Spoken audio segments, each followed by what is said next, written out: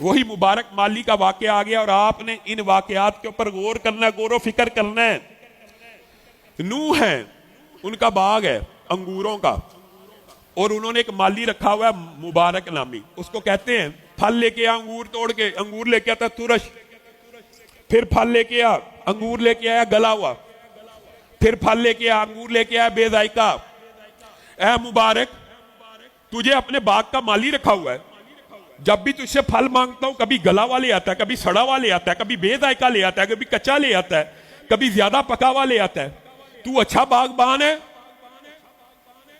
اس کے جملے کی اگر ایگزیکٹ ٹرانسلیشن کی جائے نا عربی زبان سے، اگر آپ ٹرانسلیشن کریں تو اس جملے کا مطلب یہ ہے، اے مالک، اے نوح کو کہہ رہے ہیں مبارک، اے مالک آپ نے مجھے باغ کا رکھوالا رکھا ہوا ہے، چکھوالا نہیں رکھا ہوا، کہ آپ نے مجھے باغ کی پانی دینے کے لیے اجرت دی ہے، مجھے یہ اجازت نہیں تھی دی کہ اس کو چکھ بھی لیا کرو۔ مبارک تو نے کبھی اس باغ کا پھل نہیں چکھا؟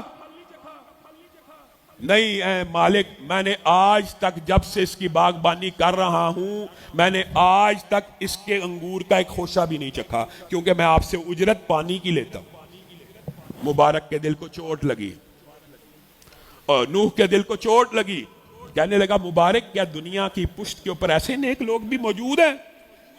مبارک کہنے لگا اس میں نیکی اور تقوی کیا ہے، یہ تو میرا حق ہے اور میرے پر فرض ہے کہ جو میری ڈیوٹی ہے میں اسے پورا کروں۔ نوح کہنے لگے اللہ کی قسم میں اپنی بیٹی کے رشتے کی وجہ سے بڑا پریشان تھا اور چاہتا تھا کہ کوئی متقی مجھے مل جائے اور میں پوری دنیا پھراؤں، تیرے سے زیادہ متقی کسی کو نہیں دیکھا، تو غلام ہے، تو میرا ملازم ہے، لیکن میں آج تجھ سے درخواست کرتا ہوں کہ اپنی بیٹی کا رشتہ پیش کرتا ہوں، اس سے نکاح کر لے۔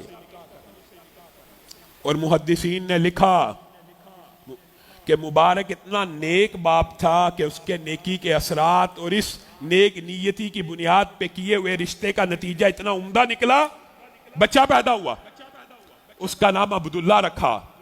اور یہی عبداللہ ابن مبارک ہیں جو فن حدیث کے بھی امام ہیں اور جہاد کے بھی امام ہیں اور فقاہت کے بھی امام ہیں اور دیانت کے بھی امام ہیں اور سخاوت کے بھی امام ہیں، عجیب و غریب زندگی کے حامل ہیں۔ ایک نکاح جو خوف خدا کی وجہ سے ہوا، اس نکاح کے نتیجے میں اللہ رب العزت نے امت کو ایسا تحفہ دیا۔ مبارک ایک عام شخص ہی تو تھے، ایک عام غلام ہی تو تھے، ایک عام مالی ہی تو تھے، ایک باغبان ہی تو تھے، لیکن اللہ سے ڈرنے والے تھے۔ اللہ تعالیٰ نے نتیجہ یہ دیا، سبحان اللہ۔ عبداللہ ابن مبارک کی سیرت کو اگر آپ پڑھتے جائیں آپ روتے چلے جائیں، روتے چلے جائیں۔ اتنی عظیم شخصیت، اتنی عظیم محدث، آپ کو پتہ یہ جتنے اقوال حدیث کے اندر آپ کو ملتی ہیں نا، لولا الاسناد، اگر امام عبداللہ ابن مبارک کا یہ قول ہے کہ یہ جو اسناد ہے نا، اسناد سند ہوتی ہے جو حدیث کی، یہ دین میں سے ہے، اور اگر یہ سندیں نہ ہوں تو ہمارا دین گر جاتا، جس کا جو جی چاہتا رسول اللہ سے منسوب کر لیتا۔ بلکہ یہ بھی کہا ہم میں اور کافروں میں فرق اسناد کا ہے، یہ ان کا جملہ ہے۔ اور یہی وہ فقیہ اور محدث ہیں جن کا یہ جملہ ہے کہ عمر بن ثابت سے حدیث نہیں لینی۔ لوگوں نے پوچھا کیوں نہیں لینی؟ کہا وہ صحابہ کو برا بلا کہتا ہے۔ یہ محدثین کے جو اصول بنے ہیں بعد میں کہ رافضیوں سے اور صحابہ کو گالی دینے والے سے کوئی رسول اللہ کا قول نہیں لینا، اس کی ابتدا بھی امام عبداللہ ابن مبارک کے اس قول سے ہے۔ اور یہی وہ عبداللہ ابن مبارک ہیں، اللہ کی قسم بغداد کا بادشاہ ہارون الرشید ہے، محل سے نکلا کر و فر کے ساتھ، پیادے ہیں، گھوڑے ہیں، ہمراہ ہیں، بہت بڑا لاؤ لشکر ہے۔ اتفاقاً عبداللہ ابن مبارک بھی اس دن بغداد میں موجود تھے، اور بعض روایات میں مرہ کا واقعہ۔ امام عبداللہ ابن مبارک کوئی لاؤ لشکر کے ساتھ نہیں ہے، کوئی پیادے سرکاری ہرکارے نہیں ہیں، لیکن لاکھوں لوگوں کا جمع غفیر عبداللہ ابن مبارک کی سواری کے ارد گرد ہے۔ ہارون الرشید کی بیوی پردے کی اوٹ سے دیکھتی ہے کہ ایک طرف میرا خاوند جا رہا ہے لاؤ لشکر لے کر اور سرکاری پیادوں کی فوج لے کر، اور دوسری طرف ایک محدث جا رہا ہے جو بغیر کسی سرکاری اہلکار کے علاوہ پھر رہا ہے، اور ہزاروں اور لاکھوں لوگ اس کے پیچھے چل رہے ہیں۔ تو وہ بے اختیار جو عربی کا جملہ یہ بھی انہی کے بارے میں ہے۔ اصل حکمران عبداللہ ابن مبارک ہے جو لوگوں کے دلوں کا حکمران ہے۔ ہارون الرشید تجھے اللہ نے بادشاہی تو دی ہے، لیکن दिलों का हुक्मरान अब्दुल्ला इब्न मुबारक है, तू लोगों की तख्त का और खिलाफत का बादशाह तो बन सकता है। यही अब्दुल्ला इब्न मुबारक है जिनके पास एक हाशमी कुरैशी शहजादा आया और आके कहने लगा, ऐ अब्दुल्ला इब्न मुबारक, मुझे हदीस सुना दीजिए, मैं जरा बड़ी जल्दी में हूं, हदीस के दरस का भी वक्त नहीं था। आया, बादशाह है, शहजादा है, बेटा छोड़ दो लाइटों को। शहजादा आके रिक्वेस्ट कर रहा है, आके पूछ रहा है, मुझे हदीस बता दीजिए, जल्दी जल्दी जल्दी जल्दी। इमाम अब्दुल्ला इब्न मुबारक ने कहा, मैं हदीस की ये तहकीर नहीं कर सकता। बादशाह वक्त, इलाके का मजिस्ट्रेट अथॉरिटी वाला, जब वो शहजादे को पता लगा कि ये अब्दुल्ला इब्न मुबारक से तो मैं बगैर दरस के टाइम के नहीं सुन सकता, उठा तो इमाम अब्दुल्ला इब्न मुबारक फौरन उसके पीछे उठे, उसके घोड़े की महार पकड़ ली अदब से, एहतराम से कि हाकिम है। वो शहजादा कहने लगा, ये क्या करते हैं, हदीस रसूल का तकादा किया वो तो ना सुनाई, और अब घोड़े की मुहार भी पकड़ रहे हैं और पाँव में नालैन भी डाल रहे हैं, ये क्या दोनों बातों में फर्क है। कहा, तेरे लिए ये इतने अजीम मुहद्दिस थे, अपने बदन को तो हकीर कर सकता हूं, अपने जिस्म को तो हकीर कर सकता हूं, लेकिन तेरे लिए रसूलुल्लाह की हदीस को हकीर नहीं कर सकता। और सिर्फ मुहद्दिस नहीं थे, कुर्बान जाए मुजाहिद भी थे। और जिहाद का वक्त आया, बादशाह वक्त को जिहाद के सिपाहियों की जरूरत पड़ी, तो इन्होंने एक लेटर फुदैल बिन अयास को मक्का में लिखा था। ये अरबी की सबसे मशहूर नज़म है, वो भी इन्हीं की है। या आबिदल हरमैनी लौ अबसरतना लक़द अलिमता इन्नका फिल इबादती तलअबू। ए हरमैन के इबादत गुजारो, ए मक्का और मदीना के जाहिदो, ए मक्का मदीना और हरमैन में सजदे करने वालों, या आबिदल हरमैनी लौ अबसरतना, अगर तुम हमें देखो जिहाद फी सबीलिल्लाह करते हुए। ये मुहद्दिस है, कह रहा अगर तुम हमें देखो जिहाद फी सबीलिल्लाह करते हुए, तो तुम्हें पता चले ये जो इबादतें करने के लिए हरमान में बैठे हुए, ये खेल कूद के अलावा कुछ भी नहीं है। मैं और आप, हमसे अल्लाह ताला ने 5 वक्त की नमाज का तकादा किया, हमें यही बहुत बड़ा जिहाद लगता है और यही बहुत बड़ी बात लगती है। और इमाम अब्दुल्ला इब्न मुबारक कहते हैं, ये जो नमाजें तुम हरमैन में पढ़ते हो और जाहिद और सूफी, और इस वक्त जिस वक्त जिहाद फी सबीलिल्लाह की जरूरत है, वहां मस्जिद और खानकाहों को नहीं छोड़ रहे। तुम्हें क्या पता, तुम्हारी इबादतें अगर तुम गौर करो तो जिहाद फी सबीलिल्लाह के सामने खेल और कूद और तमाशा है। तुम अपनी आंसुओं को गिराते हो अपनी आंखों से, अपने चेहरों को तर करते हो अपने आंखों के पानी से, और हम मुजाहिद फी सबीलिल्लाह अपनी गर्दन के खूनों से अपनी दाढ़ियों को तर करते हैं। तुम क्या हो, तुम्हारे घोड़े वहां पे नादो नाम में पलते हैं और हमारे घोड़े की एड़ियों से आग निकलती है, और तुम अगरबत्तियों और खुशबुओं और मुअत्तर चीजों को अपने जिस्मों पे लगाते हो, और तुम्हें क्या पता हमारा अतर गर्दो गुबार है कि रसूलुल्लाह सल्लल्लाहु अलैहि वसल्लम ने फरमाया था, जिस जिस्म के ऊपर जिहाद फी सबीलिल्लाह का गर्दो गुबार लग जाए उसको जहन्नुम की आग से महफूज कर दिया जाता है। और तुम वहां पे अपने आप को बैठ के जिंदा रखने की ख्वाहिश रखते हो। हकीकत में उठाओ कुरान और पढ़ो, शहीद फी सबीलिल्लाह जिंदा है। ये पूरा हाथ लिखा। इमाम फुदैल रोना शुरू हो गए और कहा, हाँ, जिस वक्त हदीस की जरूरत थी उस वक्त हदीस का इमाम था, जिस वक्त जिहाद की जरूरत पड़ी उस वक्त जिहाद का इमाम बन गया। और जब पहली जंग हुई, ये इमाम अब्दुल्ला इब्न मुबारक की सीरत को अल्लाह के लिए पढ़ा कीजिए कि हर फील्ड का इमाम। जिहाद फी सबीलिल्लाह में अव्वल अरबों में ये होता था कि मुकाबला 1 to 1 होता था। रूमी निकला, उसने दावत दी, मुजाहिद निकला, शहीद हो गया, दूसरा निकला, 6 मुजाहिद लगातार शहीद हो गए। अब जो सिपा सलार होता है, जो बड़ा लश्कर का जनरल होता है, वो जाहिर अपने सिपाहियों के ऊपर भरोसा करता है। उसने पुकारा, है कोई अब मेरे से मुकाबला करने वाला? इमाम अब्दुल्ला इब्न मुबारक ने अपने साथियों को कहा, वक्त आ चुका है कि इसके साथ अब मैं लड़ूं। लोगों ने कहा, अगर आप ही शिकस्त खा गए तो हौसले तो पस्त हो जाएंगे। कहा, हरगिज नहीं। अल्लाह से दुआ की, अल्लाह मुझे इसके ऊपर गालिब कर देना। गए, एक बार में उसका सर उसके तन से जुदा किया, ललकारा। 6 मुजाहिद शहीद हुए थे, 6 मरतबा ललकार मारी, 6 काफिरों को जहन्नुम वासिल किया। मुसलमानों ने खुशी से नारे लगाना शुरू किए। और मुस्तजाबुद दावात कितने थे। एक अंधा आ गया, سچے صحیح سند کے ساتھ جو واقعات ہے وہ بیان کر رہا ہوں.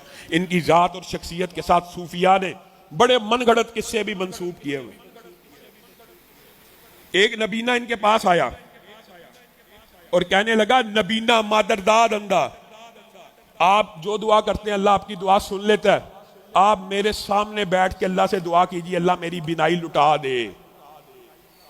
امام عبداللہ بن مبارک نے کوشش کی میں آپ کے لیے دعا کروں گا، نہیں آپ میرے سامنے دعا کیجئے. امام عبداللہ بن مبارک اسی وقت سجدے میں پڑ گئے اور رو رو کے اللہ سے دعا کرنے لگے، اللہ اس بندے کا تیرے بارے میں گمان یہ ہے کہ تو مادرزاد اندھوں کی بینائی لٹا دیتا ہے. میں عبداللہ بن مبارک تیرے سامنے یہ سفارش کرتا ہوں، اے اللہ اس بندے کا گمان پورا کر دے. اسی وقت بینائی واپس آ. یہ ایسا مستجاب الدعوات اور ایسا طبیب اور حکیم. ایک شخص کو 7 سال سے کینسر کا پھوڑا تھا، ایسا پھوڑا اس وقت اس کو کینسر تو لفظ نہیں تھا، ناسور کہا کرتے تھے، جو ہر وقت رشتہ ہی رہتا ہے، جس کا خون بند ہی نہیں ہوتا. امام عبداللہ بن مبارک کے پاس آ کے کہنے لگا امام صاحب دعا کر دیجئے، اس کا کوئی علاج آپ کی نظر میں ہے؟ کہا ہاں ہے، اس کا علاج میری دعا میں نہیں. ایسے حکیم اور طبیب اور ذہین ہے. کیا علاج ہے؟ کہا جو لا علاج مرض ہو اس کا ایک ہی علاج ہے، جا کسی ایسے مقام پہ چلا جا جہاں پہ لوگوں کو پانی کی خواہش ہے، وہاں پہ کنواں کھدوا، وہاں پہ چشمہ کھدوا.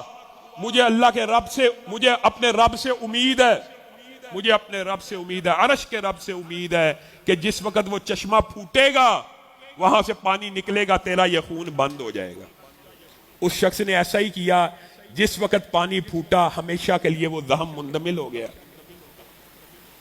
اور انہی کے بارے میں 2 حابے صحیح سند سے ثابت ہے. ایک شخص کو حاب آئی، امام عبداللہ بن مبارک فوت ہو گئے، آپ کا کیا بنا؟ کہا وہ جو حدیث کے لیے صرف سفر کیا تھا نا، آپ کو پتہ ان کی زندگی میں بھی وہی واقعہ جو بقی بن مخلد کا واقعہ ہے کہ انہوں نے بھی 40 صرف حدیثیں یاد کرنے کے لیے جیل خانے میں جا جا کے مشکل سے اپنے استاد ربیع سے 40 حدیثوں کو سنا اور کہا کہ وہ جو حدیث کے لیے سفر کیا تھا اس ایک سفر کی وجہ سے اللہ نے مجھے معاف کر دیا، ایک سفر کی.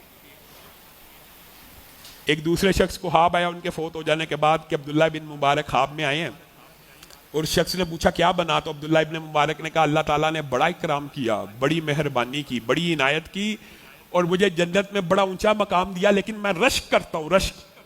رشک بھی تو ہوتا ہے نا، کہ میرے گھر کے سامنے ایک لوہار رہا کرتا تھا، وہ بھی فوت ہو گیا، اور جب وہ جنت میں داخل ہوا اللہ تعالیٰ نے اسے میرے سے ایک مقام اوپر دے دیا. اب وہ شخص جس نے خواب دیکھی ہے وہ پریشان ہے. عبداللہ ابن مبارک اور ایک لوہار اوپر چلا گیا. انما الاعمال بالنیات. اللہ کا خوف ہو، صرف اللہ کا خوف ہو، اللہ کا ڈر ہو تو کئی مرتبہ یہ نتیجے بھی نکلتے ہیں. اتنا عظیم امام ایک بندے کی خواب میں آ رہا ہے، وہ بندہ سٹرگل محنت کرتا ہوا اس لوہار کے گھر پہنچا. اس کی بیوی سے پوچھا کیا ماجرا ہے؟ کہا میرا خاوند کوئی بہت بڑا متقی اور نیک شخص نہیں تھا، لیکن اس میں 2 عادتیں، اب تو نے مجھے خواب سنائی ہے تو میرے ذہن میں آتی ہیں 2 باتیں، صرف 2 باتیں. ایک بات یہ تھی کہ لوہا کوٹ رہا ہوتا تھا، جب اذان کی آواز آ جاتی تھی اگر اس کا ہاتھ کندھے کے پیچھے ہوتا تھا، اذان کی آواز آ جاتی، اللہ اکبر کا نعرہ پڑ جاتا تو وہ ہتھوڑا آگے کی طرف نہیں تھا رکھتا، پیچھے کی طرف پھینک کے نماز کے لیے نکل جاتا تھا لوہار. اور دوسرا، سارا دن محنت کرنے کے بعد امام عبداللہ بن مبارک جب ساری رات عبادت کے لیے کھڑے ہوتے تھے، ساری رات، تو ان کی شمع کو اور ان کے دیے کو ٹمٹماتے ہوئے دیکھتا تھا اور حسرت سے مجھے کہتا تھا اے کاش اللہ مجھے رزق کمانے سے اتنی مہلت دے دے، میں عبداللہ ابن مبارک کی طرح عبادت کروں، میں عبداللہ ابن مبارک کی طرح عبادت کروں. صرف نیت ہے کی نہیں ہے. خواب آئی عبداللہ ابن مبارک سے ایک درجہ اوپر چلا گیا. خواب حجت نہیں ہوتے، لیکن صحیح سند اور فقہ شخص نے خواب دیکھی ہے تو آپ کے لیے اور میرے لیے دیدہ بینا تو ہونی چاہیے، ہمارے لیے عبرت تو ہونی چاہیے. میں اور آپ کس کھیت کی بولی ہے؟ اور خوف خدا اگر اس رمضان میں میں نے اور آپ نے، میری بہنوں بیٹیوں نے وہ نہ اپنایا جو اللہ کو مطلوب ہے تو سمجھے رمضان ضائع چلا گیا. کل آپ کے سامنے حدیث رکھی ہے، غارت ہو گیا، بے ایمان ہے وہ، اس کے لیے ہلاکت ہے، اس کی داغ خاک آلود ہو جس نے رمضان کا مہینہ پایا اپنے آپ کو جہنم سے آزاد نہ کروایا۔ ایک حدیث بیان کر کے اپنی بات کو ختم کروں گا، حضرت ثوبان کی، آپ سب نے سنی ہوئی ہے۔ کل نیکیوں کے تہامہ پہاڑ، چمکدار نیکیاں لے کے لوگ آئیں گے، چمکدار نیکیاں، اور ان کو اللہ تعالیٰ ہباؤں منصورہ نہیں، اس کو گرد و غبار اور ہلکی پھلکی ہوا کی طرح کر دے گا، اتنی اتنی بھاری نیکیوں کو، ایک تنکے کے برابر ان کا وزن نہیں نکلے گا۔ صحابہ نے رسول اللہ سے پوچھا کون لوگ ہوں گے؟ یہ آپ جیسے ہی ہوں گے، آپ کے سامنے اللہ سے ڈرتے ہوں گے۔ اللہ کے ڈر کا یہ مطلب نہیں ہے کہ اللہ کے بندوں کے سامنے تو اللہ سے ڈرو اور اس خالق سے ڈرو ہی نہ۔ یہ وہ بندے ہوں گے جو لوگوں کے سامنے اللہ سے ڈرتے ہوں گے۔ حاجی صاحب، ڈاکٹر صاحب، علامہ صاحب، مولوی صاحب، میں اور آپ سب اپنے گریبانوں میں جھانک کے لوگوں کے سامنے نماز پڑھ رہے ہیں، لوگوں کے سامنے عبادت کر رہے ہیں، لیکن جب بھی تنہائی میں موقع ملا اللہ کی حدود کو بمال کر دیا۔ ڈرنا تو تب تھا جب رات میں اکیلا، ڈرنا تو تب تھا میری بہن بیٹی نے جس وقت وہ گھر میں اکیلی اگر اس ٹائم موبائل کھول کے چیٹنگ کر رہی ہے، اور اس وقت میں اور آپ فحاشی اور یعنی کے گدے پروگرام دیکھ رہے ہیں، تو وقت وہ ہے اللہ سے ڈرنے کا۔ اس مسجد میں بیٹھ کے کون بے حیا موبائل کے اوپر گندی چیز دیکھ سکتا ہے؟ یہاں پہ تو ایک دوسرے سے ڈر رہے ہیں، یہاں پہ تو ایک دوسرے کی حیا موجود ہے۔ اصل ڈرنے کا مقام وہ ہے جب تم تنہا ہو، اور اگر انسان تنہائی اپنی پکیزہ کر لے اور تنہائی میں اللہ سے ڈر جائے تو سمجھے آپ نے رمضان کا روزوں کا مقصد پا لیا۔ اللہ رب العزت جو کہا گیا، جو سنا گیا، اس کو سمجھنے کی توفیق دے۔